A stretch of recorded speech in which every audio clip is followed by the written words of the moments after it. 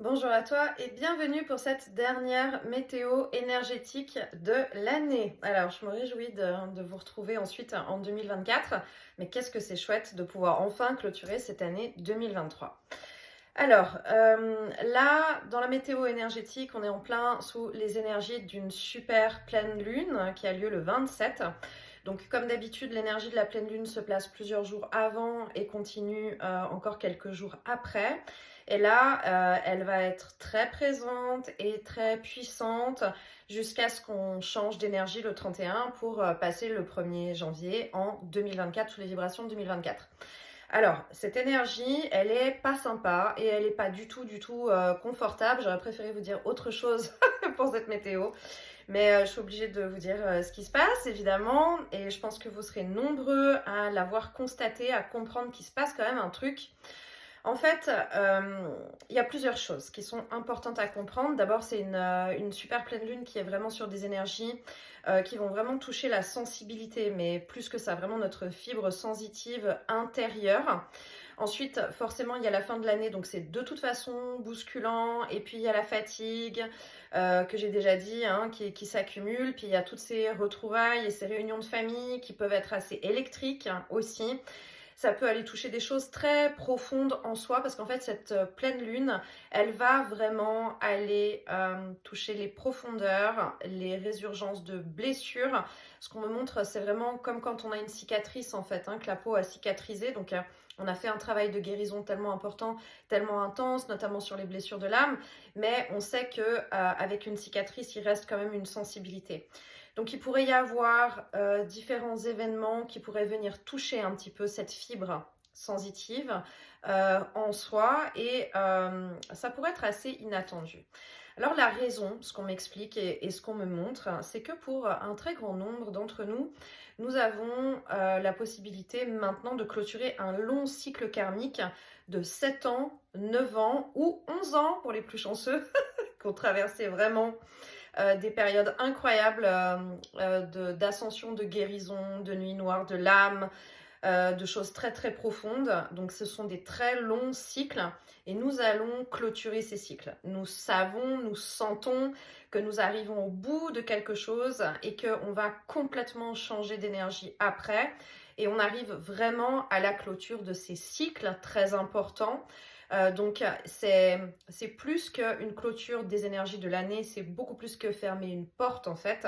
Ce que ça me montre, c'est vraiment clôturer un immeuble avec une porte blindée, avec tout le vécu qu'il y a pu y avoir pendant ces très très longs cycles pour pouvoir passer à autre chose. Mais, parce qu'évidemment il y a un mais, les énergies qui ont été connectées avec ce long cycle, des personnes, des situations, différents événements, en fait, il y a un peu cette idée de grappin, il y a un peu cette idée de tu vas pas nous laisser là, en fait. Nous, on aimerait bien que tu restes encore un petit peu, que tu restes, ou bien que tu emmènes une partie de cette énergie avec toi pour la suite. Donc, il peut y avoir il peut y avoir des attaques, hein, très clairement, je peux pas le dire autrement, dans le subtil.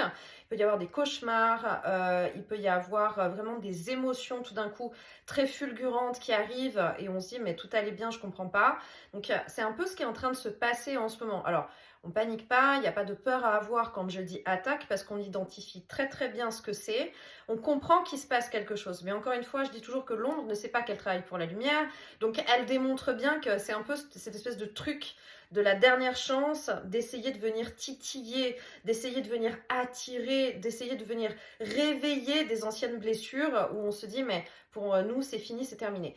Donc il peut y avoir des émotions, des sensations, des pensées, des souvenirs, des choses qui remontent, qui ne sont pas seulement de cette année. Il y a l'idée du bilan de cette année, mais il y a un peu une idée de bilan de ce cycle complet de 7, 9 ou 11 ans. Donc vous pouvez vous retrouver avec des souvenirs, avec des rêves, avec des cauchemars, avec des sensations de se dire mais ça fait très longtemps que c'était fini et c'est très longtemps que c'était dépassé et en fait tout d'un coup c'est très présent mais comme si c'était maintenant, comme si ça venait d'arriver.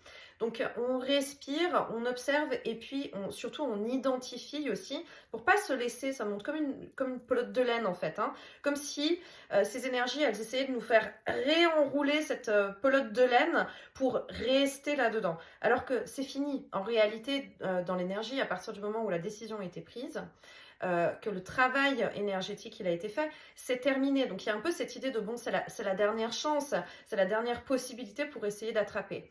Donc c'est important vraiment d'identifier, de rester complètement centré, de rester complètement aligné, de ne pas rentrer peut-être dans des conversations, dans des choses que l'énergie pourrait, cette énergie en particulier, pourrait nous proposer en fait, hein, un peu, on a fait en sorte qu'il n'y ait plus de conflit ou bien qu'il n'y ait pas de contact ou ce genre de choses. On pourrait un peu avoir sur un plateau quelque chose qui se présenterait, de dire bon, on y va ou on n'y va pas.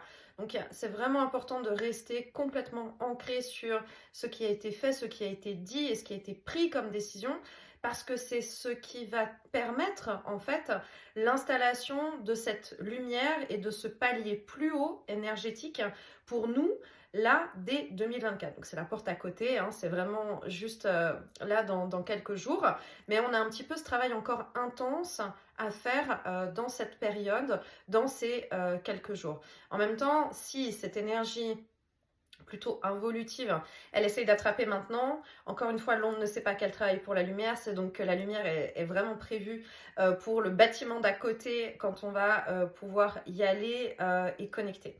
Donc ça, c'est une chose qui est importante. Autre chose qui se présente en ce moment dans l'énergie, et probablement c'est l'équipe de lumière, le monde subtil dans sa partie lumineuse aussi, qui nous envoie des doubles signes, des doubles synchronicités qui sont faites pour nous permettre de relier les points, de nous soutenir et de comprendre. Quand je parle de double signe, essayez d'observer si vous avez des souvenirs de vos rêves, de ce qui peut se passer la nuit dans la partie positive, ou l'observation aussi dans le monde plutôt de la matière. Double signe, ça veut dire que par exemple, vous allez avoir une information dans un rêve, vous allez noter, mais pas plus que ça sans vous y accrocher, et cette information va se présenter assez rapidement de nouveau dans la matière. Ou alors, s'il n'y a pas cette partie dans le subtil parce que vous vous en rappelez pas, par exemple, eh ben, il va y avoir ce double signe dans la matière. C'est-à-dire un signe, on va se dire, ah tiens, peut-être que c'est un truc, sans s'y accrocher plus que ça, et puis ça va se représenter d'une autre manière.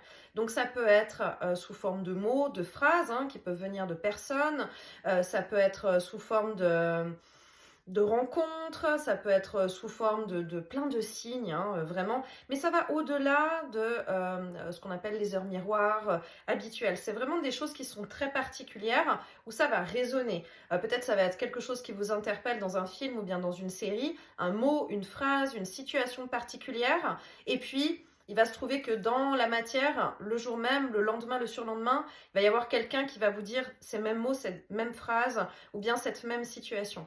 Donc, ce que j'entends, c'est double check. Ils sont en train de me parler de double check. Et aussi, cette idée de relier les points. Comme j'avais expliqué, je crois que c'est dans la météo énergétique précédente, il y a vraiment cette idée des deux bandes passantes entre le monde subtil et le monde de la matière. Donc, il y a des signes en haut, il y a des signes en bas, puisque tout est lié.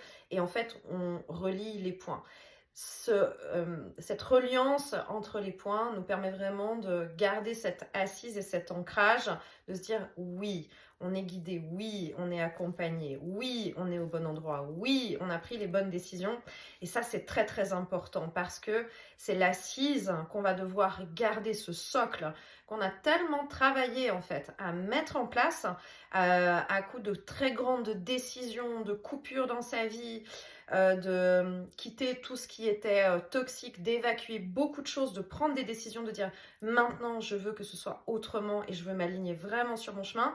On l'a construit cette assise, on l'a construit ce socle et cet ancrage, on a compris que l'énergie c'était important de la recentrer sur soi et plus tout le temps à l'extérieur de soi. Donc cette assise est là. Là, maintenant, elle est là. Donc là, pendant quelques jours encore, ce qu'on me montre, c'est, ça existe dans les fitness, ces trucs qui vibrent en fait, où on a les pieds dessus. Ben, c'est un peu ce que les énergies involutives, avec un peu une idée de grondement comme ça, essayent de faire. Dire, mais est-ce que tu es stable? Est-ce que tu es stable? Donc quand on est en conscience, ben, on a la possibilité d'être un peu en équilibre. Mais finalement, oui, on est stable parce que la stabilité, elle vient de l'intérieur. Pilier de lumière. C'est vraiment ce qu'on nous a demandé d'être, de comprendre en soi pour pouvoir rayonner ensuite. Donc voilà pour les informations là, pendant ces quelques jours jusqu'au 31. Il y a encore ce travail. Ce travail est encore très important et vraiment important en conscience. Ensuite, pendant la première semaine de janvier, je pense que j'ai une longue transmission qui se prépare parce que j'ai reçu beaucoup d'informations. Donc, ce sera probablement une transmission de codes, d'activation, comme j'avais fait l'été dernier, où il y a plein d'explications en fait que j'aurai à transmettre. Donc, j'enregistrerai ça pendant la première semaine de janvier.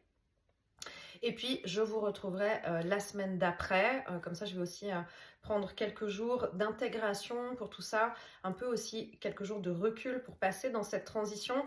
Accueillir l'énergie qui se présente pour 2024 et pouvoir vous transmettre les messages et les informations. On verra s'il y a un soin qui vient aussi en même temps ou pas, ou peut-être en décalé. En tout cas, là, ce que je sais, c'est que c'est très intense jusqu'à la fin de la semaine, vraiment avec cette énergie. Donc, on nous demande d'être en conscience, on nous demande de comprendre les messages. Observez aussi si vraiment il y a des attaques dans le subtil, comme des rêves, comme des cauchemars, enfin voilà, comme vous pouvez savoir qu'il peut y en avoir et que certainement nombre d'entre vous en ont vécu. Identifiez comment, de quelle manière, est-ce qu'il y a une zone en particulier, est-ce que c'est un chakra, est-ce que c'est quelque chose qui se présente devant, est-ce que c'est quelque chose qui se présente derrière soi, est-ce que c'est en rapport avec un objet, est-ce que c'est en rapport avec des personnes aussi, parce que ça peut se présenter aussi en utilisant différentes personnes et différentes situations, mais surtout essayez de noter, en dehors du fait de, bien sûr c'est désagréable, on est d'accord, on peut vraiment prendre du recul et essayer de noter les informations, parce qu'il y a toujours des informations qui sont extrêmement importantes dans ce qui sont données.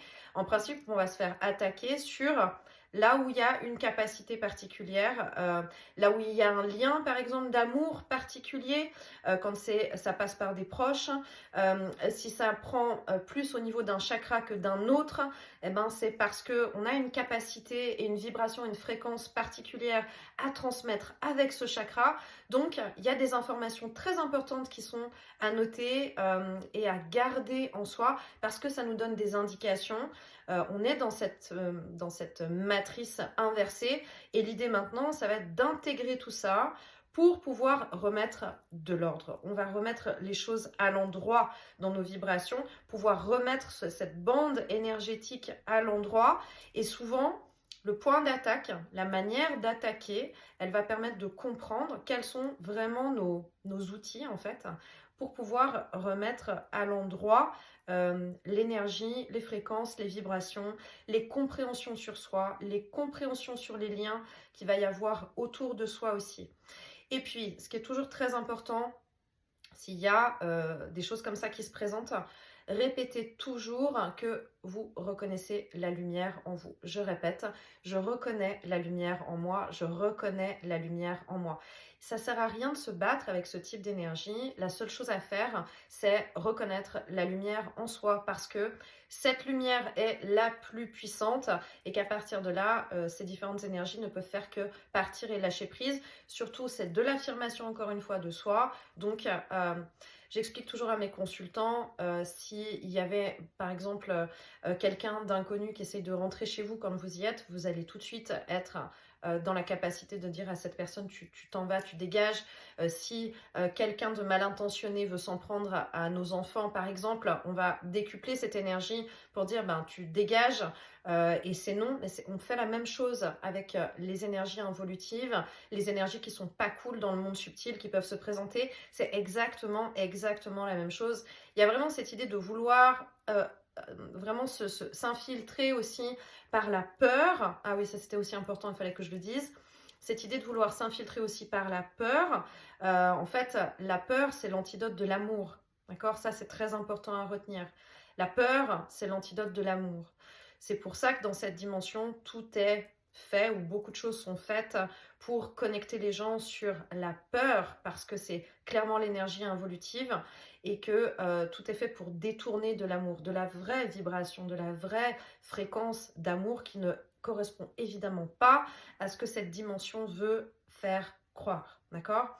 Donc, les attaques, les cauchemars, les visites sont faites pour faire vibrer la peur, pour vraiment descendre les vibrations en flèche et se déconnecter de l'amour. sur cette idée peur aussi, comme je disais, comme c'est des cycles qui sont en train de se terminer sur ces 7, 9 et 11 ans.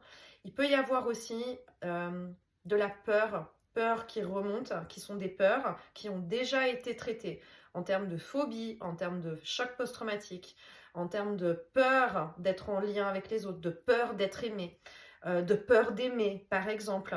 Ça aussi, ces énergies, elles sont là en ce moment et elles traînent. Il y a vraiment cette idée de traîner. Ça me montre un peu comme si on avait les pieds un peu dans la boue, en fait. Voilà.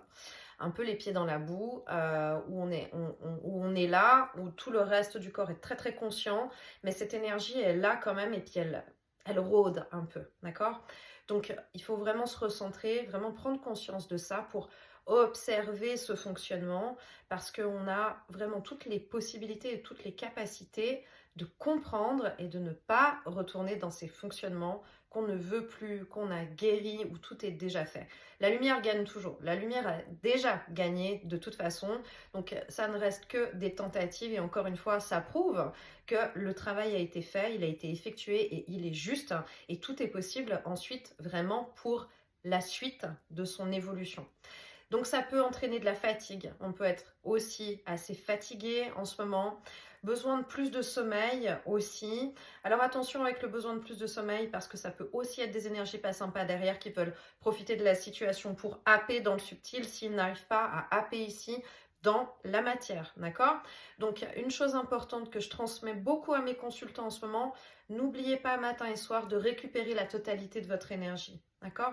Parce que si vous voyagez beaucoup, s'il se passe beaucoup de choses pendant le sommeil, pendant des siestes, même des soins énergétiques, hein, c'est important de récupérer votre énergie, de rappeler votre énergie à vous et de ramener la totalité de cette énergie, de son pouvoir, de ses capacités dans son corps physique ici et maintenant.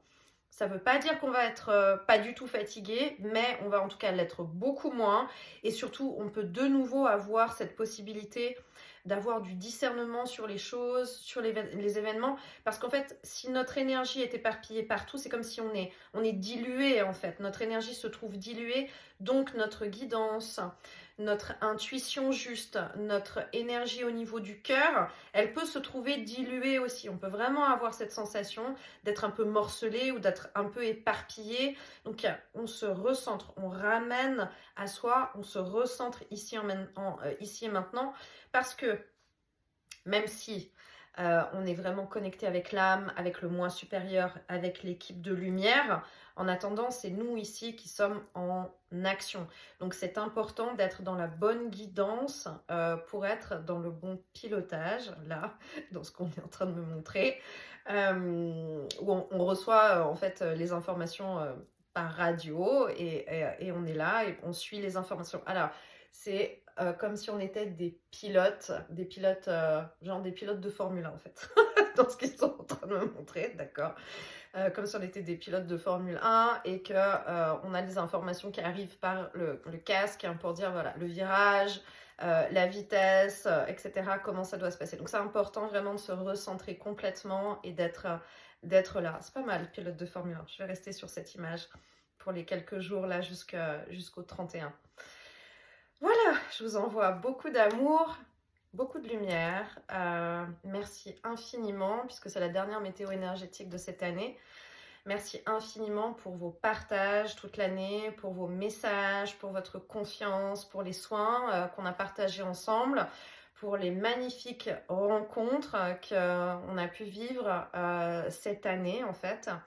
Et puis tout cet amour, cette joie, ces rires, ces compréhensions qu'on a partagées, d'être ici, de se retrouver dans nos familles d'âme, dans nos vibrations, de se comprendre, de parler la même langue, de se sentir soutenus et accompagnés les uns les autres. Donc je vous remercie vraiment infiniment parce que pour moi aussi, c'est un chemin qui n'est pas évident, vous le savez bien, hein, pour chacun d'entre nous. Et avec vous, ça me permet de faire en fait ce qui m'est demandé dans cette incarnation, dans cette mission d'incarnation et cette mission d'âme. Ça me permet de partager les messages et les ressentis et toute l'énergie et toutes les informations que je reçois qui sont beaucoup trop pour moi toute seule. Et merci de les accueillir avec toujours autant de cœur, autant d'écoute. autant de bienveillance et de vibration, d'amour en fait, que vous me renvoyez aussi à chaque fois. Et j'ai une gratitude infinie pour ça. Je suis heureuse et je suis honorée de pouvoir vous accompagner d'une manière ou d'une autre sur votre chemin, de près ou de loin, et vous accompagner le mien vraiment à chaque instant. Donc je vous remercie infiniment et je vous envoie plein d'amour, plein de lumière, et on se retrouve l'année prochaine. Bye bye.